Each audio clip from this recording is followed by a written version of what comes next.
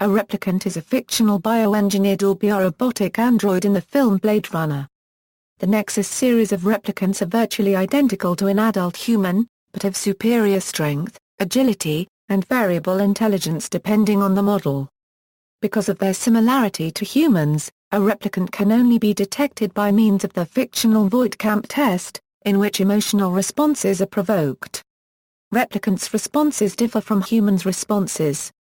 A derogatory term for a replicant is skin job. Origin: Philip K. Dick's novel Do Androids Dream of Electric Sheep? The inspiration for Blade Runner used the term android, but director Ridley Scott wanted a new term that did not have preconceptions. As David Peoples was rewriting the screenplay, he consulted his daughter, who was involved in microbiology and biochemistry. She suggested the term replicating, the biological process of a cell making a copy of itself.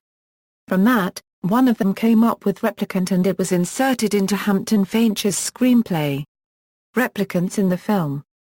Replicants became illegal on Earth after a bloody off-world mutiny by Nexus 6 replicants, before the events of the film. 2 weeks before the starting point of the film, 6 Nexus 6 replicants escaped the off-world colonies, killing 23 people and taking a shuttle to Earth. The film focuses on the pursuit of the replicants by Deckard, a special police officer called a Blade Runner, who investigates, tests, and retires replicants found on Earth. Nexus 6 replicants had been designed to copy humans in every way except for their emotions. The Tyrell Corporation began to recognize in them strange obsession, and in order to be able to control them better, started to implant false memories into the replicants in order to give them the years of experiences that humans take for granted. These memories created a cushion or pillow for their emotions. Early in the film, Captain Bryant tells Deckard that the Nexus 6 unit's possible eventual development of emotional responses was the reason the Tyrell Corporation had implemented the fail-safe device of a 4-year lifespan. Late in the film, Dr. Eldon Tyrell states that the lifespan limitation cannot be circumvented. Deckard had no experience with Nexus 6 replicants at the beginning of the film. He and Captain Bryant are puzzled as to why they have risked coming back to Earth, and Deckard is unsure how effective the Voight-Kampff test would be on them. Escaped replicants. Roy Batty is a self-sufficient combat model for the Colonization Defense Program. Price Stratton is referred to as a basic pleasure model for military personnel. 4 actresses were finalists to audition for the role, among them Hannah and Stacey Nelkin. Each of the actresses was given free rein to come up with their own costume and look for the character, ranging from Hannah's street punk style to others which were almost doll-like. Zoe Rusalem was trained for an off-world kick murder squad. Leon Kowalski is a combat model or loader for nuclear fission. An unnamed replicant, named Hodge in early versions of the screenplay, was killed in an electrical field at the Tyrell Corporation. The 6th replicant, named Mary in early versions of the screenplay.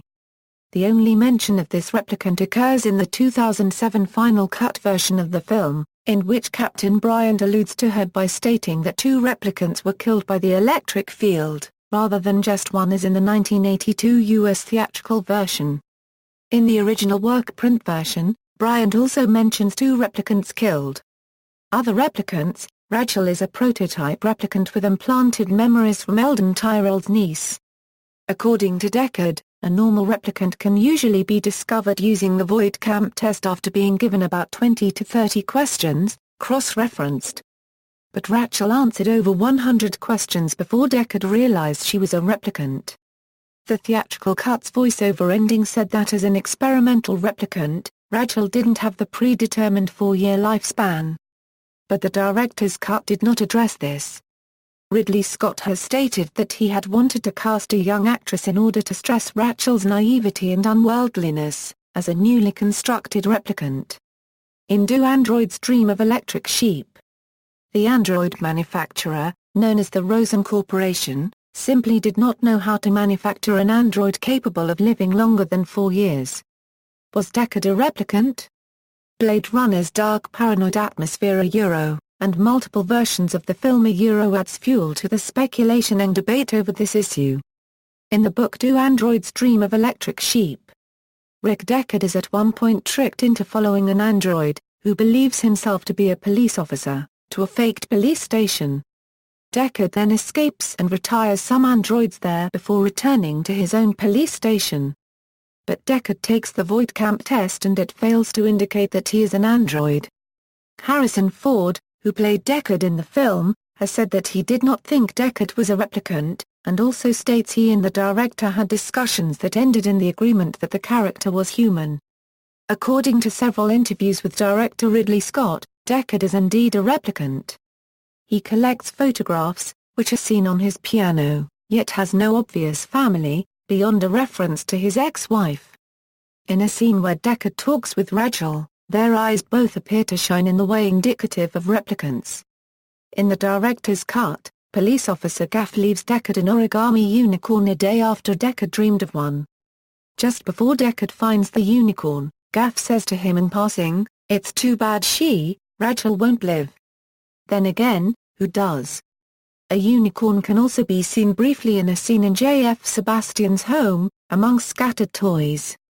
A unicorn also appears in a dream of Deckard's in the director's cut, and, as explained in the film, Rachel's memories are known by her creators, such as the memory Rachel has of spiders hatching.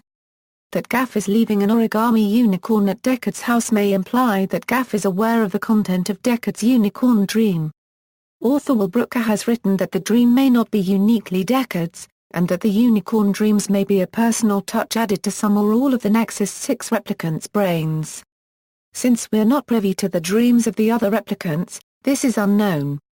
From this one could also speculate that Gaff himself is a replicant and may share the same embedded memory.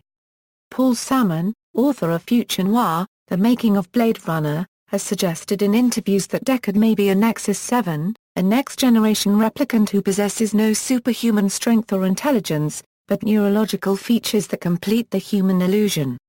Ridley Scott has mentioned Nexus 7 and Nexus 8 replicants as possibilities in a sequel to the film. Salmon also suggests that Nexus 7 replicants may not have a preset lifespan. Salmon wrote that Ridley Scott thought it would be more provocative to imply that Deckard was a replicant, without giving a definitive answer.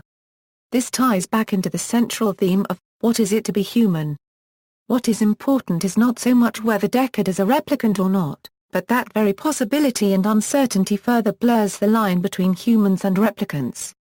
When Scott was asked about the possibility of a Blade Runner sequel in October 2012, he said, "It's not a rumor it's happening." With Harrison Ford? I don't know yet.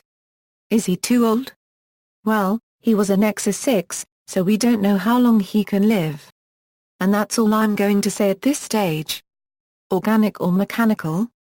Although the press kit released to the media for the film explicitly defined a replicant as a genetically engineered creature composed entirely of organic substance, the physical makeup of the replicants themselves is not clear. In the opening crawl of the film, replicants are said to be the result of advanced robot evolution. The crawl also states that they were created by genetic engineers. Characters mention that they have eyes and brains like humans, and they are seen to bleed when injured.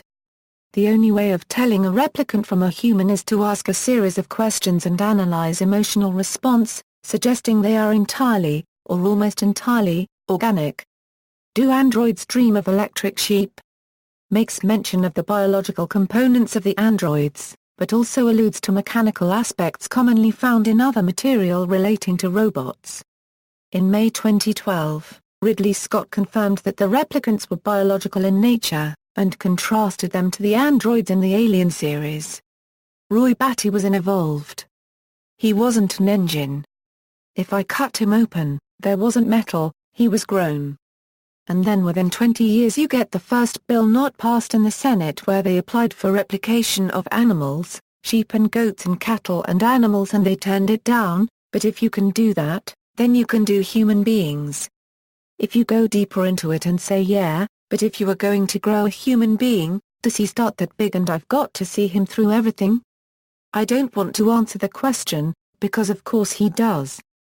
Ash in Alien had nothing to do with Roy Batty, because Roy Batty is more humanoid, whereas Ash was more metal. See also, Replicator. References. Further reading, Glazer, Horst Albert and Rosbach, Sabine, The Artificial Human, Frankfurt M. Bern, New York, 2011. The Artificial Human. External links: The Blade Runner FAQ. What are replicants?